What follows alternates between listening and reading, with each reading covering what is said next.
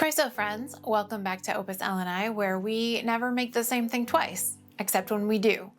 Before my break, I promised you a medieval project and never let it be said I don't deliver. As you may or may not remember, my local SCA barony has two major events per year. One in the fall, where the martial champions are chosen, and one in the spring, where creative champions are chosen. It's maybe a little early to be planning for our fall event, but the calendar is not the boss of me. I do what I want. This fall, the theme is going to be the Bucket War, which you've never heard of, and that's totally fine. I hadn't either. It was a fairly small conflict that happened in 1325 between the city-states of Modena and Bologna, and it was part of a much larger 300-year war between Italian factions who supported rival political claims of the Holy Roman Emperor and the Pope. The apocryphal story goes that the Modenese stole a bucket from the Bolognese and they went to war about it, which, if by bucket you mean Monteveglio Castle, is completely true. When I heard that the war happened in 1325, I was super psyched to wear my cyclas. And then I remembered that Texas fall is really just summer light, and even cotton velveteen is hot as fall. So I figured that I would make a warm weather friendly version out of some delicious teal linen that's been languishing in my stash for a few years. Everyone go grab your cuppa. Today I am drinking Old Growth Alchemy's Hexenhaus. It's a spicy herbal blend with honeybush, candied ginger, nutmeg, citrus peel, and cloves. Think gingerbread house, but make it tea. Let's get into it. So if you're new to the channel and haven't seen my original cyclist video, a cyclist is a kind of surcoat popular in the very early 1300s and seen most commonly in the Codex Manus. I'm going to show you a way to make your own pattern. I'm starting with a sleeveless shirt that I can pull on over my head. It's very important that it be a woven, non-stretch material. Once I've got the shoulders and arm size all lined up, I'll trace out the shoulder, arm side, and collar. I'm kind of eyeballing the neckline based on where the shirt falls on me when I'm wearing it.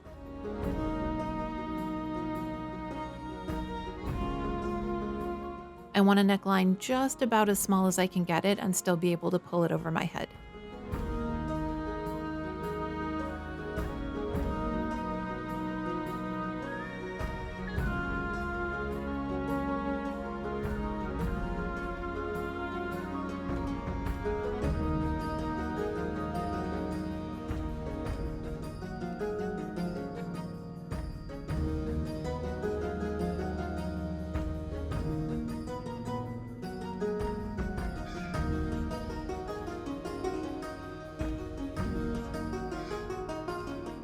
After I trace the lines with a darker pen, I can cut around the guide and make sure that everything generally sits where it needs to on my body.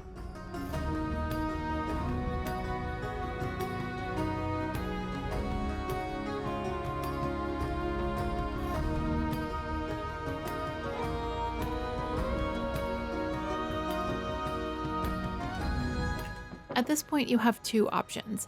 You can redraw the entire front and back pieces on another piece of paper, which will give you a more comprehensive pattern, or you can do what I did and just use the one we've already drawn. To be able to mark the lower front collar, I'll use an eyelet tool to punch holes along that line.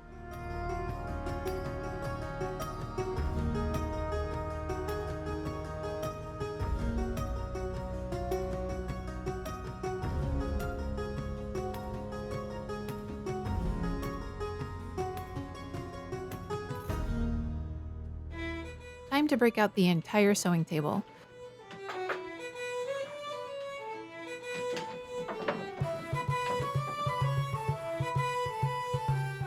In what seems to be a growing trend in 2024, I have this teal linen that needs a project.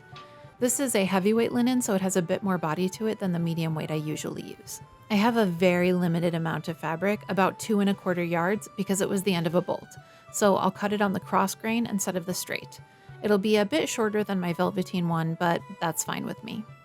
I folded the fabric in half and marked the center point. I'll use this as a guide for drawing out the top of my cyclas.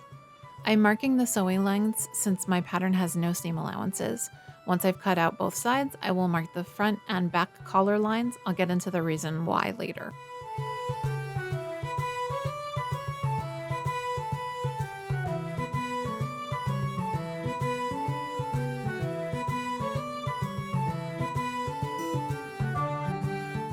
Then, using my patented 2-ruler method, I'll draw a diagonal line from the arm side to the bottom corner of the fabric and then extend it upwards to the top edge of the fabric.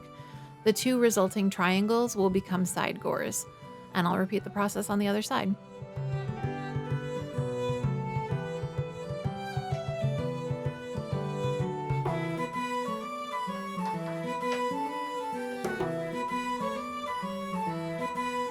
Next, I'll cut everything out, starting with the folded edge. I'm not so worried about seam allowances on the diagonals since this is an incredibly forgiving garment from the armpits down, but I'll make sure I leave allowances around the shoulder and collar area.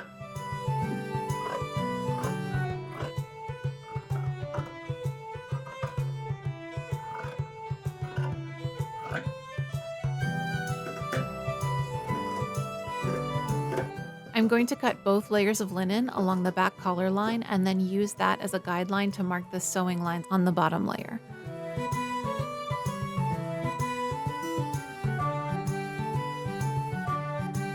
Then I can go back and cut the top layer along the front collar line.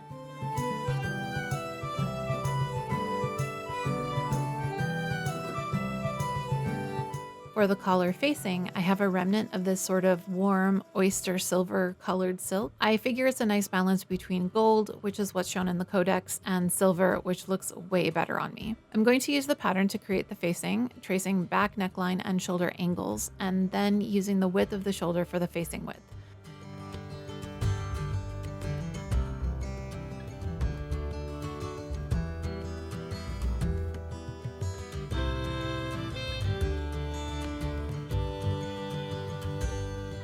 Then I can do the same thing with the front neckline, using the corners to properly align everything.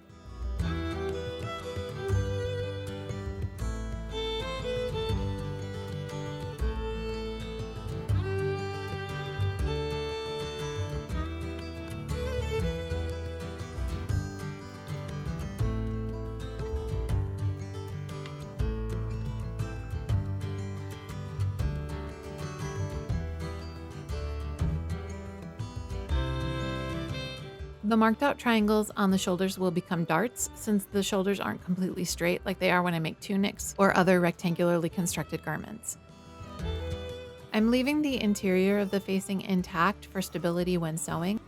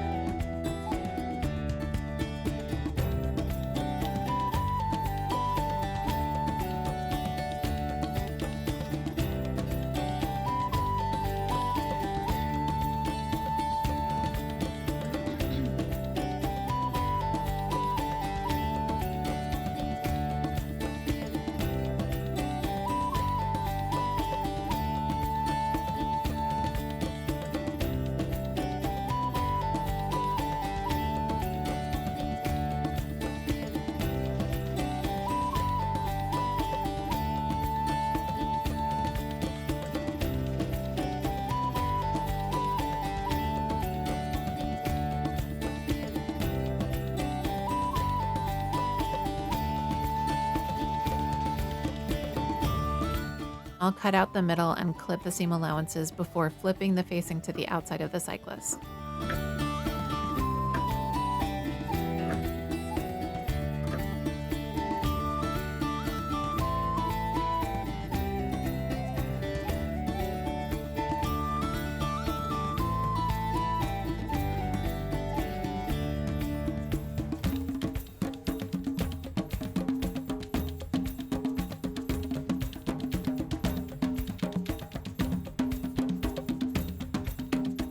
Then I can clip the outside seam allowances, turn them under, and fell the facing down with waxed linen thread. I'm really liking how these colors work together.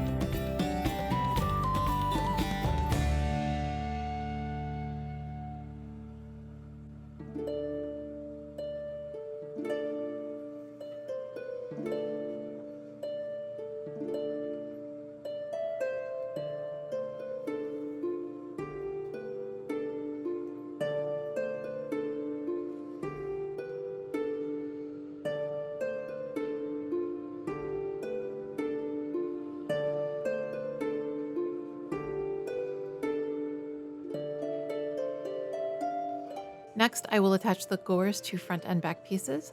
Since the front and back sides are cut on the bias, I am attaching them to the straight of grain edge of the gores for stability. This will leave the side seams diagonal to diagonal, but I'd rather hang and trim 2 seams rather than 4.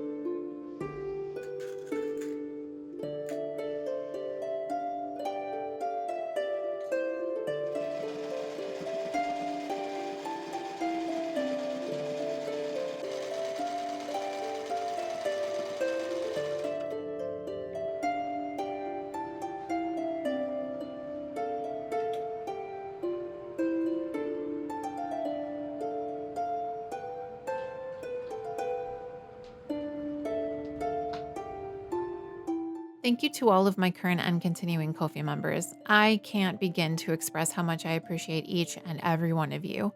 Your support makes it easier to do what I do and provide quality content for the Croissant Army. Thank you so much. Stick around after this brief commercial break to see the rest of the process.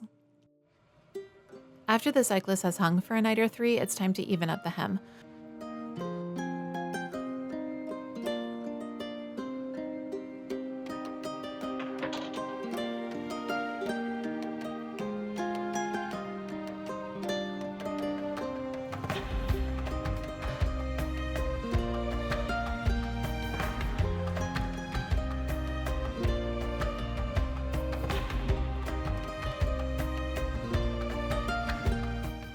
Probably I should use a smaller stool with my chalk hem marker, but I'm not really sure where it got to. I really do like this marker as a way to even up hems when you are a one-person production team.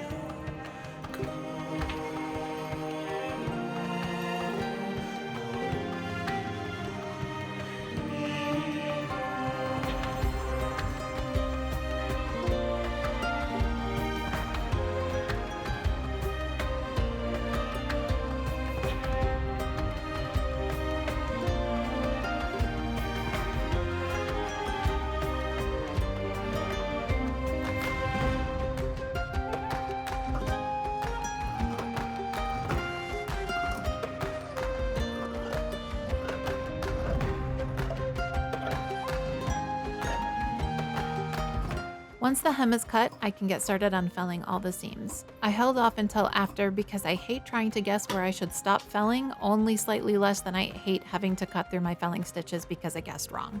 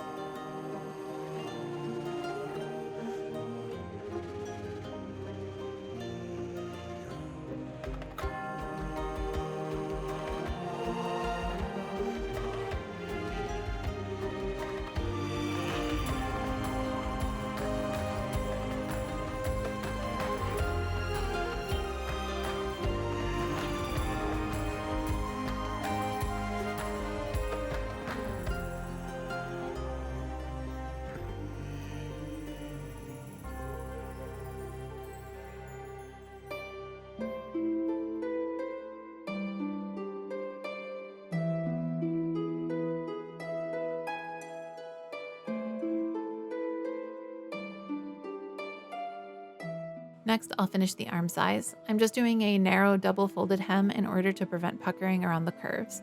A quick press at the end of the project will help set that easing.